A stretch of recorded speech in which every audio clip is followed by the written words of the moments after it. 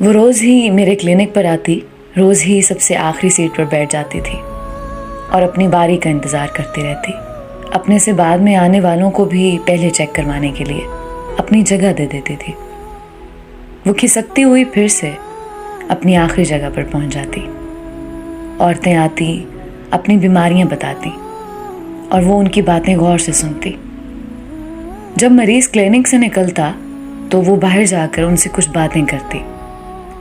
وہ نقاب میں ہوتی تھی، بس اس کی ویران اور اداس سی آنکھیں نظر آتی تھیں۔ کپڑے قیمتی نہیں مگر صاف ستھرے ہوتے۔ میں دن کو سرکاری ہسپتال میں اور شام کو اپنے کلینک پر ہوتا تھا اور رات دیر تک اپنے کلینک پر بیٹھا رہتا۔ میری پریکٹس خوب اچھی چل رہی تھی، اللہ نے بھی میرے ہاتھ میں شفا رکھی تھی۔ میری بیوی 4 سال پہلے فوت ہو چکی تھی، میری کوئی اولاد نہیں تھی، اس لیے زیادہ تر وقت کلینک پر گزارتا تھا۔ وہ روزانہ میری کلینک پر آتی اور کافی دیر بیٹھی رہتی۔ آج اسے پوچھنے کا ارادہ کیا کہ وہ روز کیوں اس طرح بیٹھی رہتی ہے۔ آج بھی وہ آخری سیٹ پر بیٹھی تھی۔ میں نے جاتے ہی ارادہ کیا کہ آج آخری سیٹ سے مریضوں کو بلاؤں گا۔ میں نے کہا بی بی آپ آؤ۔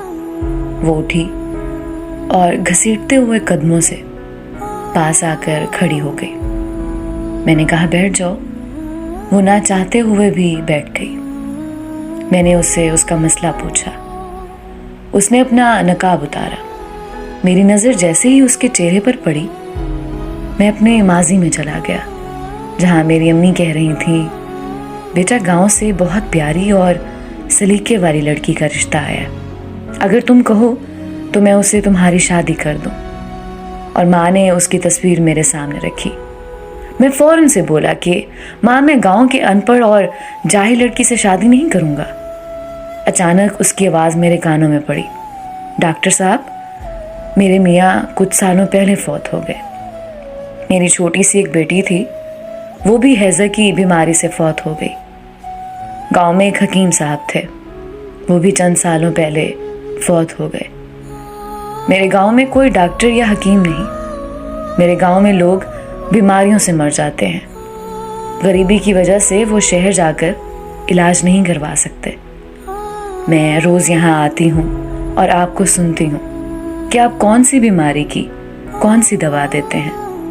میں ان سب بیماریوں اور ان کی میڈیسن لکھ لیتی ہوں اور پھر وہ میڈیسن میڈیکل سٹور سے خرید کر اپنے گاؤں کے لوگوں کو دیتی ہوں، جس سے ان کو فائدہ مل رہا ہے۔ ڈاکٹر صاحب میں جاہل اور ان پڑھ ہوں، اس لیے میں کوئی ڈاکٹر کی ڈگری نہیں لے سکی۔ یہ کہہ کر وہ میرے کلینک سے چلی گئی۔ میری اعلیٰ تعلیم اس ان پڑھ کے سامنے بے وقت ہو گئی۔